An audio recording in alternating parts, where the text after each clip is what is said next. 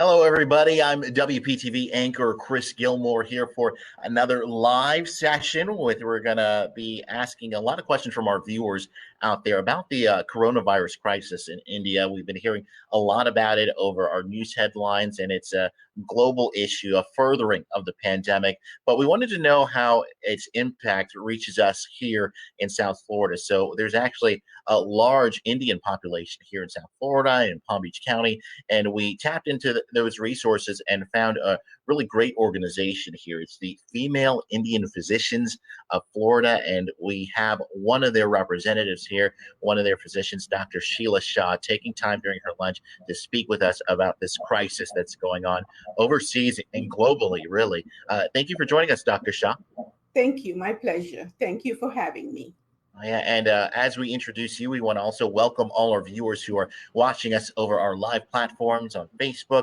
Feel free to comment any questions you have for Dr. Shah. We want to first learn about FIPOF, Female Indian Physicians of Florida. What is the organization? Okay, so that is FIPOF is the full form of it is Female Indian Physicians of Florida. This was started in 2018, and we started it, believe me, at my home. We decided that we females can contribute to society. And at that point, we had so many physicians from Palm Beach County join. We started growing. Dade and Broward also joined this organization. And now we have around 150 to 160 active members. All of them are physicians of different specialties and with highest accolades that you can think of. Tell us about yourself. What is your specialty? My specialty is internal medicine, and I have a practice in North Palm Beach, Florida. Okay, and I guess it's self-explanatory then, Doctor. There's a pretty significant population of Indian Americans here in South Florida. Yes, we have a large population here of Indians all over in Palm Beach County. We have a great, significant amount of people here. And just jumping right into the issue, I've seen the headlines. We've heard about it on the news and in the newspapers.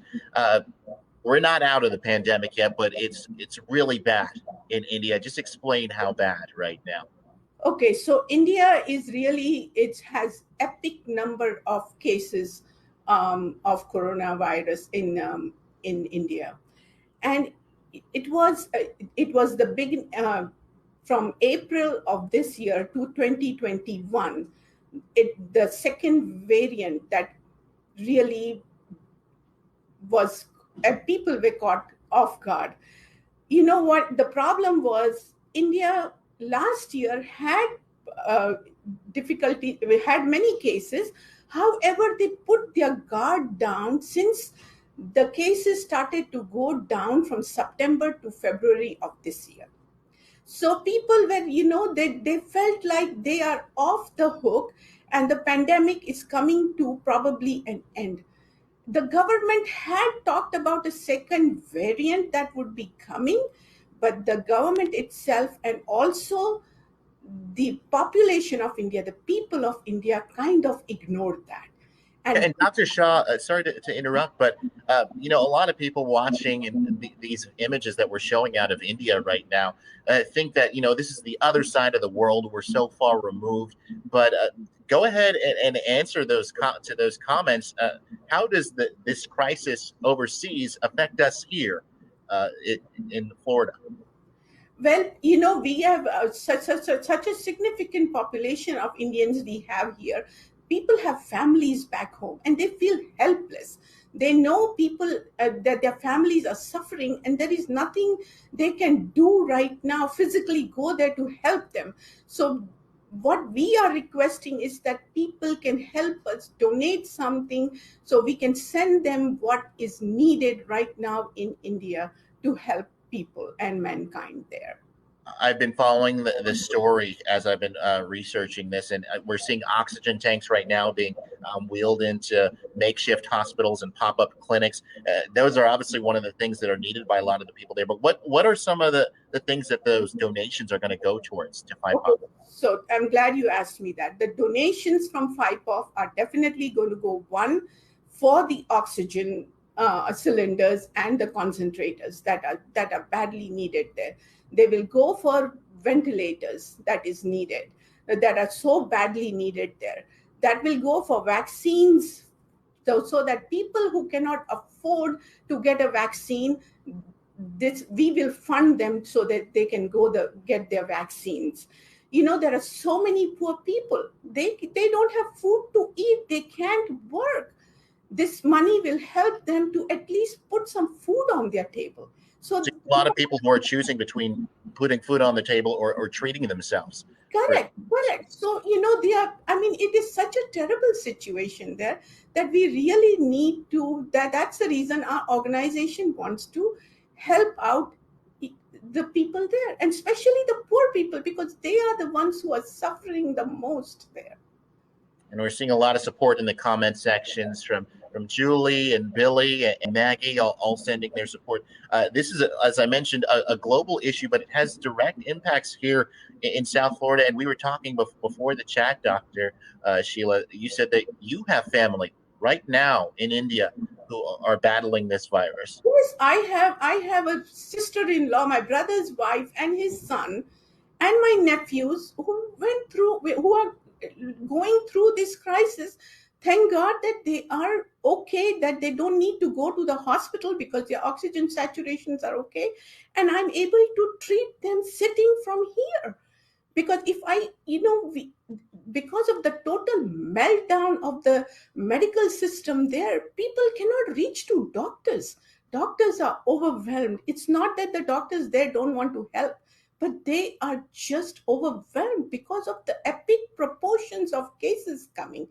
Doctors are getting burnt out, fatigued. So that is the reason we decided that even our female physicians will get together, and we have formed a group where we talk to patients directly there, one-on-one, guiding them what to do, what not to do. People are panicking. Should I go to the hospital? Should I not go to the hospital? And so we are guiding them if they really need to go to the hospital, or they can be treated from home, self-isolate themselves. So we are also contributing our time and our efforts to help them. Yes, Dr. Shah. Now we have an interesting question at this point from Maggie. What can we do to help? That's the reason why we're here today, learning about your organization, Female Indian Physicians of Florida. That's just one, I'm sure, of many here in South Florida. But that's a great start you were telling us in terms of how we can directly make an impact to help what's going on in India. So right now, what we need is some help for our people, and every dollar counts. So if even a small contribution given to our association, we directly send it to India, and we make sure that it goes to the right people, and it reaches the people there, and they get the help that they are looking for. And Dr. Shah, you were mentioning that there's a lot of people over there who are suffering from COVID-19 who don't have access to, medical care or insurance, and you're having to, outside of your regular practice, do these virtual calls and visits. How many of that kind of stuff are you doing, and how many other physicians in the group are doing the same? Oh, there are several physicians who are doing in the group, and I can speak for myself. I do at least 20 to 30 visits a day. People call me up, I talk to them on Zoom, give them my advice, they show me their results, and I guide them what needs to be done. And many of my female colleagues from this organization are doing that, and I sincerely thank them for that. And this is free of charge, I'm assuming? Yeah, this is free of charge. We do not get a penny. This is the least we can do to help our homeland and our people there. Wow. And one other thing I'm seeing in the comments here from Lori, vaccines are free. I know in other countries they've chosen to sell the vaccine. That there is several vaccine manufacturing plants in India.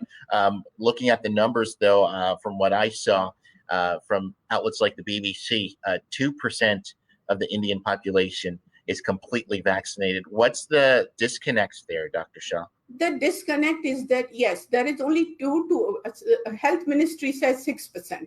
So 2 to 6% of the people are vaccinated. Again, when the surge was down in January, Indian government decided to send its own vaccines to different countries.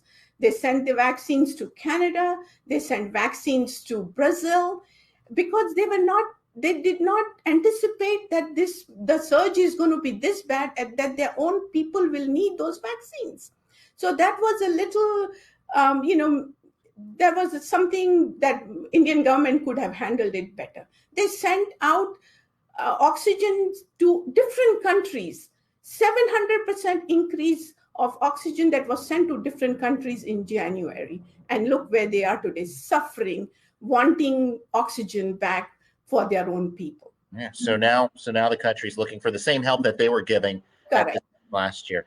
Getting an interesting question from Julie, asking what messages could we be telling our loved ones over in India about how they can protect themselves? They're finding themselves in the same situation our country was this time last year. And again, I will tell, and I keep telling my people there, please don't get out of the house if you don't have to. Stay indoor. If you have to step out of the house, do not leave without wearing a mask, double mask, because the new variant is extremely bad, and it is affecting young people, so they need to stay home.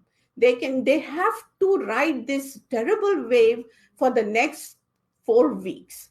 They have to be responsible. The people have to be responsible also, and follow the guidelines. Okay. And what would you tell people who want to fly there or fly loved ones here? Is that recommended, or what's your expert opinion there? I mean, at this point, I do not think anybody from India should be coming to the United States, or anybody from United States should be going to India. I mean, it is an epic crisis, and we do not want to, I wouldn't want myself or my family members here to be going there, because the chances of me or my family getting infected would be very high. So right now, stay put where you are and just take care of yourself. It's just wild how it seems like the process is repeating itself, because I'm having flashbacks to the travel bans from last year. We saw all the high infection rates over in China, and we thought here as Americans, oh, it would never reach us. And I'm sure there's a lot of people who are thinking the same about the Indian strain that we're seeing. How easily can that jump across the continent, across the ocean here to us? Absolutely. And we do not want that. We had enough of the UK variant. We don't want this variant again to spread here in United States. So best is to no travel at this point. Okay, we're getting a question from Debbie asking how to cope with the feelings of helplessness and anxiety, especially when healthcare and medical attention is such at a premium in India right now. How do you deal with the feeling that you may not get that medical attention that you need? Yeah, so the medical attention you don't get, that is true. So that is the reason people like myself, for physicians who are willing to help out, do anything, talk to them, counsel them. Anxiety and fatigue, it has set in so much, and we can contribute by just giving our helping hand to them. Sometimes, listening to us and talking to us, it eases their anxiety. And I've been doing this for several days, and I know how good they feel when they hear from a doctor from America or other countries who are willing to help them. And doctor, I got to ask you this, because I know you've been doing this for years professionally, and you definitely have a great bedside manner, I'm sure, but it's all fine and good until it happens to somebody that who gets diagnosed with this terrible virus. I'm sure you've been feeling very emotional about what's been going on with your family, and a little bit helpless, because I'm sure your instinct normally as a human is to want to fly over there and help, but you mentioned that that's not really an option right now. No, that's not an option, because I want to help, but I can go and get infected there. Once I get infected there, am I going to be able to help? No. So this is my time is from here to help out as much as I can. Okay. I want to pop up because I know that people are wondering how they can help. We're talking about it, but there are ways that you can directly impact. So let's pop up the website for your organization, the Female Indian Physicians of Florida. There's links there to how you can help. You guys are a nonprofit organization, Yes. pretty wide reach, and it's pretty awesome that there's so much female empowerment going on here. Just tell us about some of the other ways that people can help. I know that you aren't the only organization doing similar things right now in South Florida. Yeah, I mean, I'm right now, because I'm so heavily involved with my organization, so I am focusing on that. But there are organizations in Fort Lauderdale that they can also reach out to. And I've heard of, for example, the American Association of Physicians of Indian yes, Origin. so that is our national organization, American Association of Physicians of Indian Origin. It has 60,000 members in there, and they are doing a tremendous job right now helping out people. So people can even go to aapi.org and they can even donate there. So they can donate to me, to my organization, FIPOF, or to AAPI. I would be so grateful to everybody who can donate, because at this point, every dollar counts. And I want people to know that your $1 can possibly save a life there. Mm-hmm. And just go ahead and see if we can navigate your guys' website. Where do we go on your website to go ahead and donate? Okay, so there should be a link that would take you for donations, and if I don't have it, then please they can email us at fipof2018@gmail.com, and we can guide them to how to donate. And there are some of the ways how they can donate to this. Yeah, we just highlighted that email address there on the screen, and you also have secure PayPal, Zelle, and Venmo, and that will all be going to the relief effort over in India right now. What else have you been monitoring in terms of what's going on there nationally in India? They're dealing with a new strain of the virus. How easily can that mutate, the coronavirus? Because the new strains, they really mutate very fast. They just and it affects the younger population. Right now the strain is B1167, I think, which is just mutating at a rate, it's phenomenally mutating crazily. And the problem with this new strain is also some people, they are getting tested and it is testing negative, but they have every symptom of COVID. So that because the testing has broken down, so I don't think even the testing they do there is really reliable, because people are so sick. I have people who call me that their COVID testing was negative, but their labs, their oxygen saturations are so bad that if they would have been in United States, they would be in an intensive care unit on a ventilator. So trust your gut feeling. Just your gut feeling. And again, I tell my people in India, don't go to the hospitals if you don't have to, because the situation is so bad. If you can treat yourself at home by isolating yourself, if your oxygen saturations are stable, that's the best thing you can do for yourself. Okay, I can tell that this is a topic very close to your heart. Just out of curiosity, obviously technology has been our best friend here during this pandemic. We've been able to, as you mentioned, have all these one-on-one virtual conferences and meetings with your loved ones and patients who you're now having to treat overseas. But for your friends, family, and loved ones, what do you tell them just as a family member in terms of sticking through this and just being smart? I have been telling them, this is a bad wave, it shall pass. Pray, have happy thoughts. Don't watch the news too much, because sometimes that is in it itself is so depressing. Happy thoughts, easy said than done. But these are the advices I've been giving people there. Just, take deep breaths, exercise, do the things, for yourself, and stop, because what's meant to be will be, but you can do your share of staying home and taking care of yourself and your loved ones. And we know how very real the coronavirus is. It's at the point now where if you haven't had it yourself, even here in the US, you know somebody who was affected by it. Is it pretty much the same among your Indian physician peers, doctor, who are similarly having to do virtual teleconferences with their loved ones who are fighting the virus as well? Oh yes, definitely. So they are doing these virtual things to help their people there.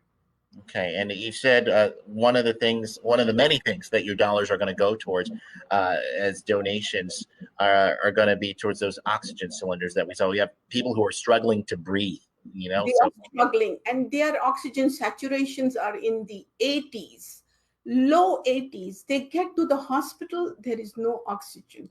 When there's no oxygen available, human body cannot survive without oxygen. And then they just die. It's just so heartbreaking that a person cannot get oxygen. I mean, simple thing of life, killing people.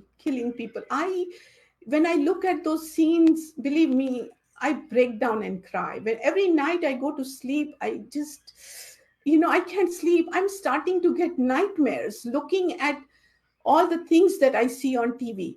And I've been a physician for the last 30 years. I can take a lot of pain, but this is just unbearable pain. so now you're focusing on just how you can help. Yes. Some of the just nightmarish images we're seeing out there, funeral pyres for people who, even the mortuaries and morgues are completely filled. So you're seeing bodies being burned in the street. So Correct. Because very sad, apocalyptic type stuff. I mean, it would break your heart to just look at that scene. But not only that, they're piling up bodies one over the other to cremate them anymore, because they just don't know how else to take care of this. They are burying people one on top of the other there, because they just don't know how to handle this crisis anymore. Mm-hmm. And the thing to focus on is exactly what you're doing right now, Doctor, mobilizing the talent and the kindness that we have here in South Florida and shipping it overseas. We have a lot of specialists here in the comment section. I see Dr. Gopalan here, who we've spoken to pretty frequently here at WPTV, an infectious disease doctor here in Palm Beach County. I'm sure keeping very close tabs on the situation too.